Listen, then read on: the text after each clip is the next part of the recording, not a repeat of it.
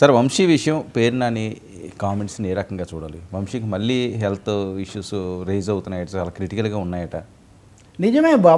వల్లభనేని వంశీని అరెస్ట్ చేయడము, దాని మీద 2-3 కోర్టులు కేసులు అనేక రకాలు, ఒక బెయిల్ వచ్చింది అని వీళ్ళు ఏదో ఉపశమనం అనుకునే లోపలే వేరే దాంట్లో ఉండడం, ఇవన్నీ కూడా జరిగాయి. తీవ్రమైంది మామూలుగా SC/ST చట్టం, అవును. దాంట్లోనే బెయిల్ వచ్చినప్పటికీ కూడా మిగిలిన వాటిలో ఆయన ఉన్నాడు. అదొకటి అయితే ఆయన విజయవాడ సబ్ జైల్లో ఉంచడం, అక్కడ ఆయన శ్వాస దానికి సంబంధించిన సమస్య, వంశీ ఇలా అయ్యాడు అలా అయ్యాడు అవన్నీ కూడా జరిగాయి. 1-2 సార్లు ఆసుపత్రులకు పోయారు, బయటకు వచ్చారు. హైకోర్టు ఏమో చికిత్స చేయండి అని హెచ్చరికలు చేసినా పోలీసులు ఇదిగో ఇటు తీసుకెళ్ళి అటు తీసుకొస్తున్నారు, ఆయనకు సరైన చికిత్స అందడం లేదనేది వీళ్ళ ఆందోళన. ఈరోజు మళ్ళీ మీరు అన్నట్టు ఆయన గుంటూరు జనరల్ హాస్పిటల్ తీసుకుపోయారు, GGHకు. అక్కడ ఇంకెవరిని రానియకుండా గేట్లు కూడా మూసేశారు. చాలా ఆందోళనకరంగా ఉందని వైసీపీ నాయకులు, వాళ్ళ మీడియా అవన్నీ చాలా ఆందోళన వెలిబుచ్చుతున్నాయి. తప్పకుండా ఒకరు నిందితుడైనా నేరస్తుడైనా ఈవెన్ శిక్ష పడిన వాళ్ళకైనా ఆరోగ్యం విషయంలో చాలా జాగ్రత్త తీసుకోవాల్సిన అవసరం ఉంటుంది. అది ప్రభుత్వ బాధ్యత. ఎందుకంటే ఈవెన్ ఉరి తీయబోయే వ్యక్తిని కూడా ఆరోగ్యం చాలా సక్రమంగా చేసి అది లా, అది చట్టం. ఇంకది అది నేరంతో దాంతో సంబంధం లేదు. అది కోర్టులు కూడా చాలాసార్లు చెప్పాయి. కాబట్టి ఈ విషయంలో ప్రభుత్వం తగు జాగ్రత్త తీసుకుంటుందని, ఫిర్యాదులకు అవకాశం లేకుండా ఇట్లాంటి అంశాల్లో ఇంకా అవసరం లేదు. వంశీ చేసిన తప్పిదాలో అవి కోర్టులో రుజువు అవడం అది ఎట్లాగో జరుగుతుంది. ఆల్రెడీ ఆయన పోలీసుల చేతుల్లోనే ఉన్నారు. కాబట్టి ఆయన భార్య కూడా పంకజశ్రీ అని ఆమె కూడా చాలా బాధపడుతూ మీడియాతో మాట్లాడుతున్నారు, అనుమతించట్లేదు అంటున్నారు. ఇవన్నీ కూడా జరుగుతున్నాయి. మీరు తర్వాత కనుక చూస్తే IASలు IPSలు అరెస్ట్ అయిన వాళ్లకు బయట నుంచి భోజనం తేవచ్చు అని కొన్ని సదుపాయాలు కూడా కోర్టులు కల్పించాయి. ఉదాహరణకు మద్యం కుంభకోణంలో ధనంజయ రెడ్డికి కానీ కృష్ణమోహన్ రెడ్డికి కానీ ఇలాంటి వాళ్లకు.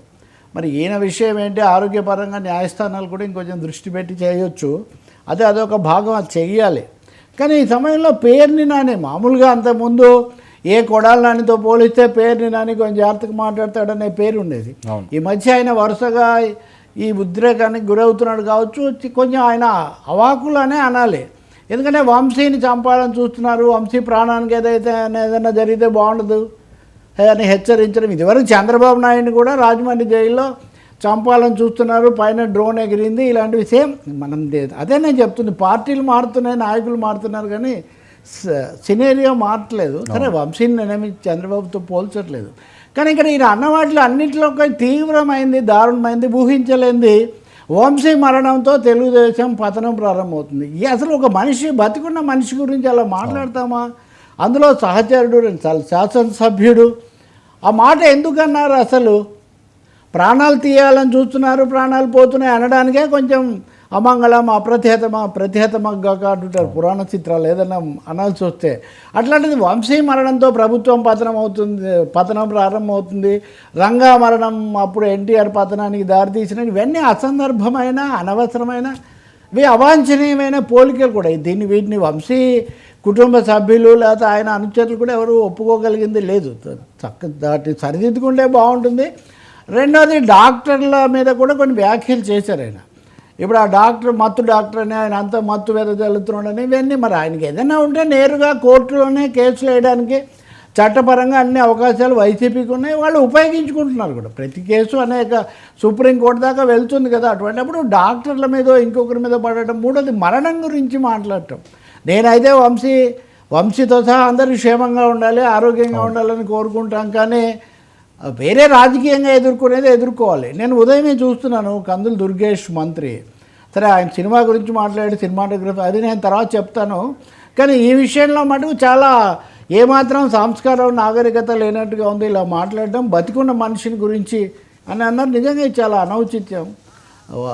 నాని బహుశా సర్దుకుంటారేమో చూడాలి. ఇక ముందు ఎవరు ఇలా మాట్లాడడం జరగబోయేది ఊహించి ఒక పీడాకారమైనటువంటిది ఏదో చెప్పి దాని ద్వారా ఏదో రాజకీయ మార్పు వస్తుందని చెప్పడం, ఇవన్నీ అంటే అసహనాలు, వాదోపవాదాలు వికృత రూపం తీసుకుంటున్న ఒక పరిస్థితి. ఎవరైనా ఊహించలేరు కదా ఎందుకు ఇలా మాట్లాడారో.